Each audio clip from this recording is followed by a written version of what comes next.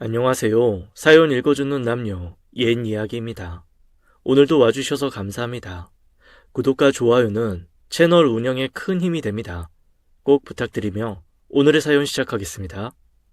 안녕하세요. 저는 30대 남성입니다. 하루아침에 달라진 제 인생 이야기를 들려드릴까 합니다. 저는 평범한 가정에서 태어나고 자랐어요. 아버지는 철물점을 운영하셨고 어머니는 가정주부셨지요. 저희 세 가족은 정말 평범하게 큰 어려움 없이 잘 지냈습니다. 저는 중소기업의 경영기획팀에 취업을 하게 되어 직장인 생활을 시작했어요.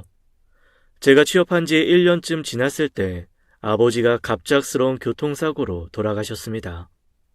아버지의 교통사고로 평범했던 가정의 일상이 깨지는 듯 했지만 어머니도 이내 정신을 차리셨고 아버지가 하시던 철물점을 운영하시면서 3년의 시간이 지나자 다시 일상으로 돌아오는 듯 했습니다. 엄마와 저는 아버지께서 안 계신 삶에 적응해 나갔지요. 그 무렵 제가 다니는 회사에 기업 교육을 위해 교육 강사가 왔습니다. 저는 그녀의 당찬 모습에 반했고 그녀의 환심을 사기 위해 그녀의 강의에 경청하며 그녀의 질문에 엄청 큰 목소리로 대답하기도 했습니다. 그리고 교육이 끝난 후에 그녀에게 말을 걸었어요. 안녕하세요. 경영기획팀 김진수예요. 오늘 강연 너무 멋졌어요. 고맙습니다. 제일 열심히 들으셨던 분이시네요. 대답도 크게 하시고. 네, 오늘 강연이 너무 재밌었거든요. 혹시 강사님이랑 좀 더 얘기 나눠보고 싶은데 제 연락처 드려도 될까요? 강사님이 싫으시면 그냥 버리셔도 됩니다. 라며 수줍게 명함을 내밀었습니다. 아니에요. 주세요. 그녀는 예쁜 미소를 지어 보이며 흔쾌히 제 명함을 받았어요. 그날 이후 저는 이야깃거리를 만들어 핑계를 대며 그녀와 자주 연락을 주고받았어요. 그녀는 제가 생각했던 것처럼 성격도 밝고 당찬데다가 마음씨도 따뜻한 사람이었죠. 이 사람과는 평생을 함께해도 되겠다는 생각이 들었고 그녀와 사귄 지 2년 만에 청혼을 했습니다. 우리는 결혼을 했고 행복한 나날을 보냈어요. 그녀와 같이 살며 이 세상의 행복은 제가 다 누리는 기분이었죠. 여느 신혼부부들처럼 일이 끝난 후엔 같이 데이트도 하고 맛집도 다니면서 평화로운 일상을 보내고 있었습니다. 하지만 불행은 소리 없이 찾아온다고 했던가요? 늘 평화로울 것만 같았던 제 인생에 큰 변화가 찾아왔습니다. 저는 여느 때처럼 회사에서 일을 하고 있었어요. 잘 정리정돈된 엑셀 파일을 열어보는데 모든 글자들이 휘어져 보였어요. 글자들이 지렁이처럼 기어다니는 느낌이 들었고 뭔가 잘못됐다는 생각에 회사에 이야기를 하고 바로 병원에 가보았습니다. 제가 간 안과에서는 제 눈을 살펴보더니 큰 병원에 가보라고 권해주더군요. 큰 병원에서는 저에게 황반변성이라는 진단을 내렸습니다. 황반변성은 망막 중심부인 황반부에 변화가 생겨 시력 장애가 생기는 질환이라고 했죠.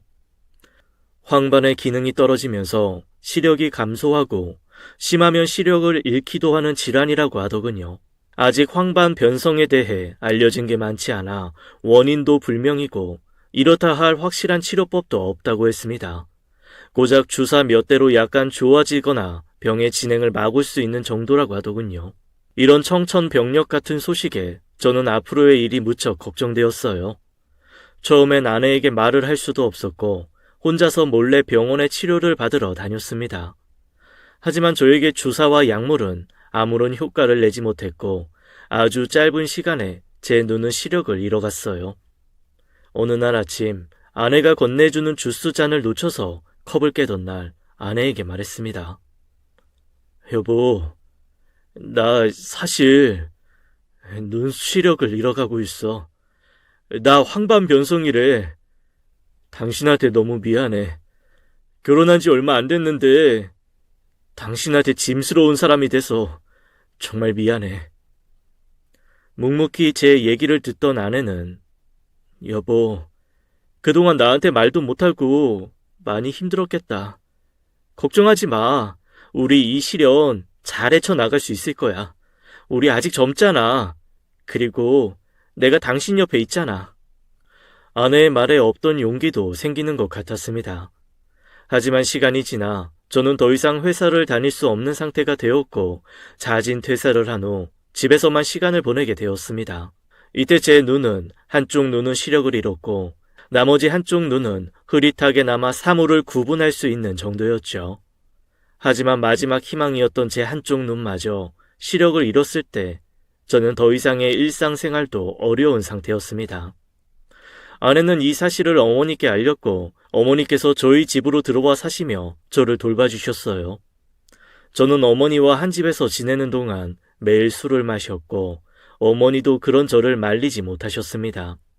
어느새 저는 폐인이 되어 있었고 매일 술에 절어 살다 보니 살이 디룩디룩 찐 한 마리의 돼지가 되어 있었죠. 저는 우울증이 심해져 아내의 어떠한 위로도 용기를 북돋아주는 말도 귀에 들어오지 않았어요.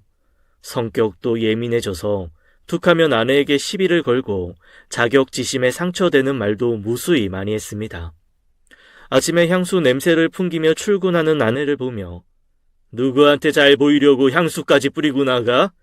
나 이렇게 됐다고 바람 필 준비하는 거야? 라며 말했습니다.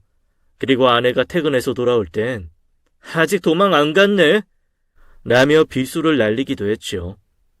그런 제 모습을 보던 어머니는 저에게 며느리 좀 그만 못살게 굴라며 저를 혼내셨습니다. 그러던 어느 일요일 제 생일날이었어요.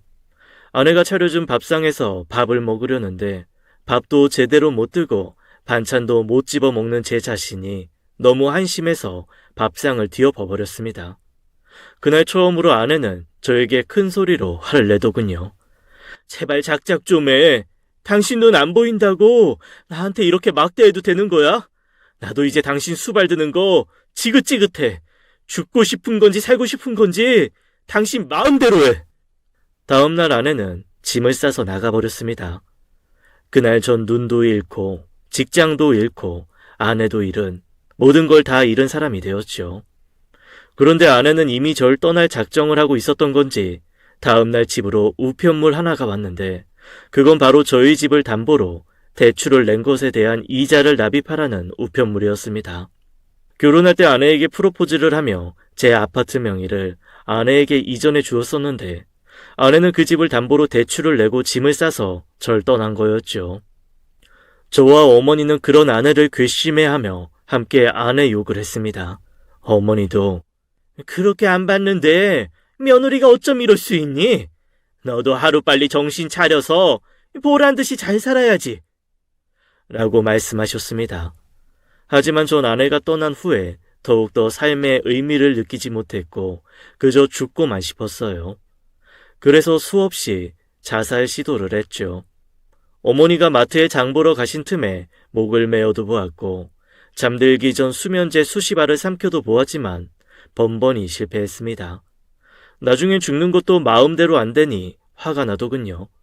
그래서 그때서야 정신 차리고 살아야겠다는 생각이 들었습니다. 저는 스스로 살 길을 찾기 시작했고 술을 끊고 알코올 중독에서 벗어나기 위해 피나는 노력을 했어요. 이미 중독이 심한 상태여서 끊는 게 여간 힘든 게 아니었지만 죽는 것보단 쉽겠다라는 생각으로 끊어냈습니다. 그리곤 제가 할 수 있는 일이 뭐가 있을까 끝없이 고민했어요. 짐승같이 살던 제가 좀 사람다워질 쯤 어머니께서 맹학교에 다녀보는 게 어떻겠냐고 얘기하시더군요. 그 후로 저는 맹학교에 다니며 의료 전문 학사를 취득하고 안마사로 취업을 했습니다. 안마사로 취업 후 첫 월급을 받던 날 저도 모르게 눈물이 쏟아졌어요. 평탄했던 인생에 경고 없이 찾아온 불행 그리고 힘든 나날을 이겨낸 시간들이 떠오르며 감정이 복박쳐 오르더군요. 사장님도 제 어깨를 툭툭 두드려주며 수고했다고 말씀해 주셨죠. 그렇게 1년이 시간이 지날 즈음 어머니께서 안마 시술소를 직접 운영해 보는 게 어떻겠냐고 제안하셨어요. 저는 우리에게 그럴 만한 돈이 남아있지 않을 텐데 직접 운영하는 건 어려울 것 같다고 했지만 어머니는 통장을 보여주시며 우리에게 남은 마지막 자금이라며 이걸로 열심히 한번 해보라고 했습니다. 저는 어머니 말씀대로 목 좋은 곳에 자리를 잡고 안마 시술소를 운영했어요. 열심히 하다 보니 입소문도 좋게 나서 단골 손님도 많아졌죠. 그러던 어느 날 이른 시간에 손님 한 분이 들어오더군요. 저는 벽을 더듬으며 그 손님을 방으로 안내한 후 베드에 눕혀 안마를 하기 시작했습니다. 그런데 그 손님이 흐느끼며 울더군요.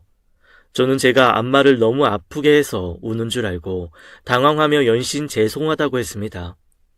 그런데 제 말이 끝나자마자 그 손님이 일어나는 듯 하더니 저를 와라 끌어안았어요. 왜 이러시냐며 당황하며 그 손님을 떼어내려는데 들려오는 목소리에 저는 깜짝 놀랄 수밖에 없었습니다. 여보, 그동안 정말 고생 많았어. 많이 힘들었지? 그건 바로 아내의 목소리였어요. 저는 그녀를 보자 당황스럽기도 했지만 순간 화가 치밀더군요. 당신이 여기가 어디라고 와? 나 버리고 갈 땐 언제고? 이제 내가 돈 좀 버니까 내가 필요해진 거야? 당장 나가. 당신 같은 여자 아내로 둔 적 없어. 그때 어머니가 문을 열고 들어오셨습니다. 진수야, 그동안 우리 집 먹고 살 수 있었던 거 다 유미 덕분이야. 너한테 맹학교에 가보라고 한 것도, 이 가게 차려준 것도 전부 유미 생각이었어.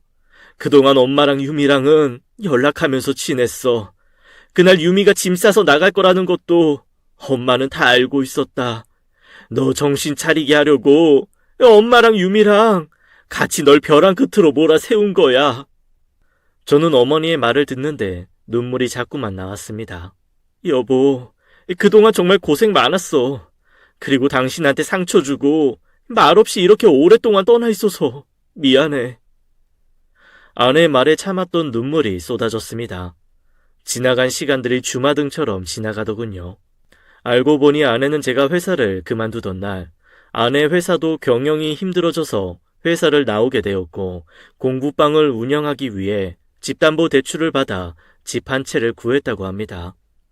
그리고 집을 나와 공부방 운영에 매진했고 그곳에서 나오는 수입의 대부분을 어머니 통장에 입금했다더군요.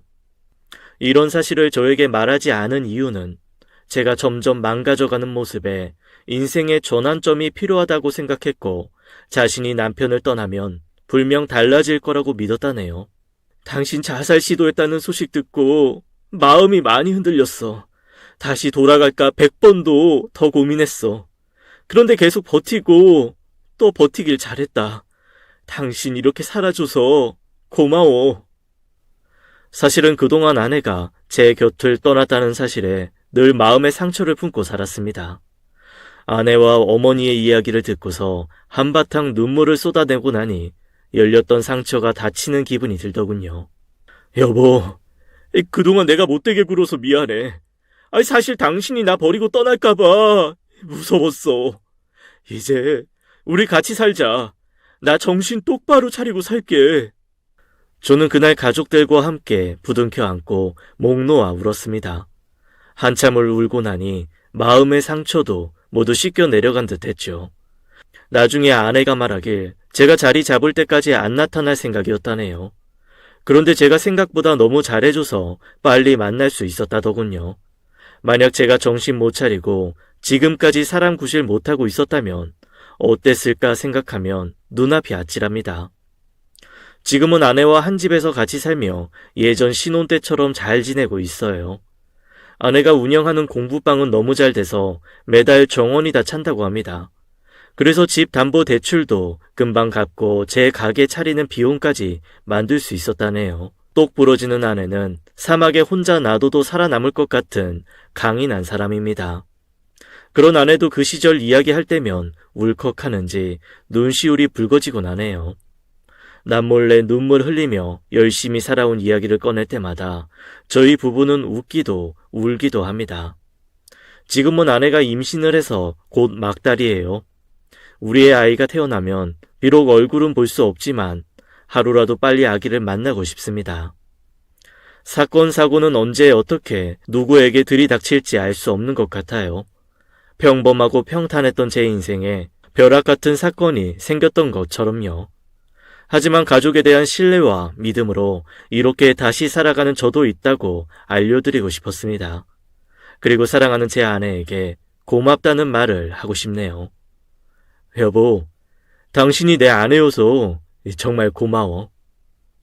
제 이야기는 여기까지입니다. 긴 글 들어주셔서 감사합니다. 지금까지 사연 읽어주는 남녀 옛 이야기였습니다. 구독과 좋아요 꼭 부탁드리며 저는 다음 사연으로 돌아올게요. 감사합니다.